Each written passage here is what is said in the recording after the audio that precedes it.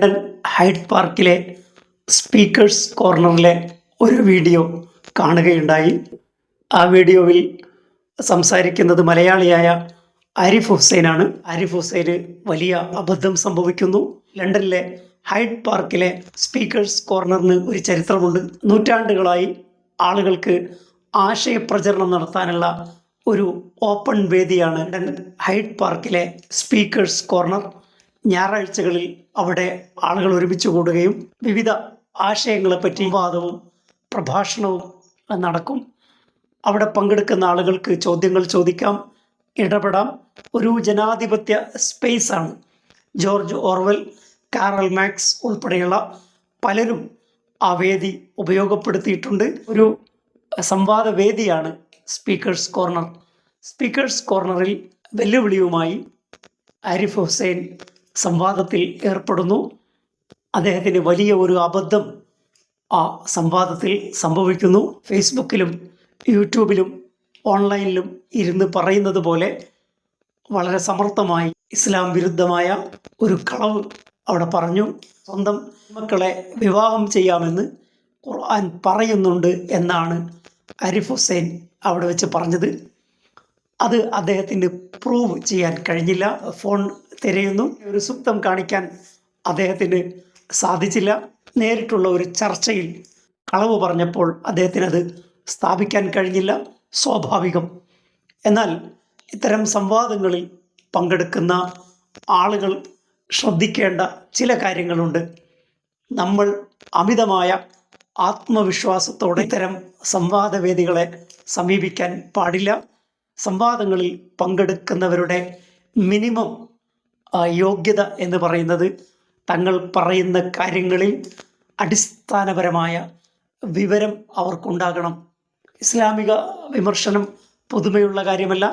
അത്തരം വിമർശനങ്ങൾ നൂറ്റാണ്ടുകളായി ലോകത്ത് നടന്നിട്ടുണ്ട്.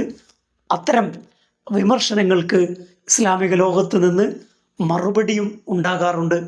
അതൊരു പുതിയ കാര്യമല്ല. വിദ്വേഷം പ്രചരിപ്പിക്കാൻ വേണ്ടി മാത്രം ഇത്തരം സംവാദ വേദികൾ ഉപയോഗിക്കുന്നവർ അവരുടെ ആയുധം കളവായിരിക്കും. ആ കളവുകൾ പ്രൂവ് ചെയ്യാൻ കഴിയില്ല. അദ്ദേഹം ഓൺലൈൻ സ്പേസിൽ ഇരുന്നു കൊണ്ട് തന്നെ അനുകൂലിക്കുന്ന ആളുകളുടെ മുമ്പിൽ പറയുന്ന കളവുകളും അർദ്ധസത്യങ്ങളും വിദ്വേഷ പ്രചാരണങ്ങളും ഒരു BJP IT സെല്ല് പോലെ പ്രവർത്തിക്കുന്ന നുണ ഫാക്ടറി തന്നെയാണ് അദ്ദേഹം നടത്തുന്നത്. അതിന് കേരളത്തിൽ വലിയ മാർക്കറ്റുണ്ട്. മുസ്ലിം വിരോധം പ്രചരിപ്പിക്കുന്നവരെ പിന്തുണക്കാൻ BJPയും വർഗീയ ശക്തികളും എപ്പോഴും പിന്നിൽ കൂടും. അവർക്ക് ഇത്തരം വിദ്വേഷ ക്ലിപ്പുകൾ ആവശ്യമാണ്. വലിയ വിസിബിലിറ്റി ഇത്തരം ആളുകൾക്ക് ലഭിക്കും. മലയാളി എന്ന നിലയിൽ പോലും അദ്ദേഹം അപമാനിതനാവുകയാണ് ഉണ്ടായത്. അവിടെ പങ്കെടുത്ത സംവാദകൻ പറഞ്ഞതുപോലെ ഇദ്ദേഹത്തിന് ശാസ്ത്രത്തെക്കുറിച്ച് അറിവില്ല, മതത്തെക്കുറിച്ച് അറിവില്ല, ഫിലോസഫിയെക്കുറിച്ച് അറിവില്ല, ഒരു വിഷയത്തിലും അവഗാഹമില്ല. ഇദ്ദേഹം ഒരു വിഡ്ഢിയാണ് എന്ന് അവിടെ സ്ഥാപിക്കാൻ അവർക്ക് സാധിച്ചത് ആരിഫ് ഹുസൈൻ്റെ അഹങ്കാരവും അമിതമായ ആത്മവിശ്വാസവുമാണ്.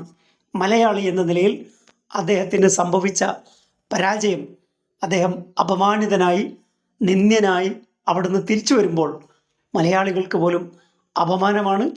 ഇത്തരം സംവാദങ്ങളിലും ചർച്ചകളിലും പങ്കെടുക്കുന്നവർക്ക് ഇൻറ്റഗ്രിറ്റി ഉണ്ടാകണം. മാത്രമല്ല, സംവാദങ്ങളിലെ പ്രധാനപ്പെട്ട ഒരു തത്വം A ആണ്. Argument and agreement. നമ്മൾ ചില വിഷയങ്ങളിൽ യോജിക്കും, ചില വിഷയങ്ങളിൽ തർക്കിക്കും.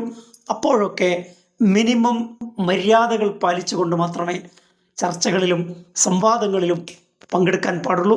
ഇത്തരം അബദ്ധങ്ങൾ പിണഞ്ഞാലും അവരെ പിന്തുണക്കാൻ ആളുകൾ ഉണ്ടാകും എന്ന കാര്യത്തിൽ തർക്കമില്ല. കംഫർട്ട് സോണിൽ തൻ്റെ എക്കോ ചേംബറിൽ ഇരുന്നു കൊണ്ട് വിദ്വേഷം പ്രചരിപ്പിക്കുന്നത് പോലെ എളുപ്പമായിരിക്കില്ല ഇത്തരത്തിലുള്ള റിയൽ ചാലഞ്ചുകൾ. ആ സംവാദകൻ ആരിഫ് ഹുസൈനോട് പറഞ്ഞതുപോലെ ഇത്തരത്തിലുള്ള ഒരു ചലഞ്ച് ജീവിതത്തിൽ ആദ്യമായിട്ടാണ് ആരിഫ് ഹുസൈൻ നേരിടുന്നത്. അതുകൊണ്ടാണ് ഉത്തരം മുട്ടിയത്. ChatGPTയും ജെമിനിയും ഉപയോഗിച്ചുകൊണ്ട് സംവാദത്തിന് പോയാൽ ഇത്തരം ദുരനുഭവമാണ് ഉണ്ടാവുക.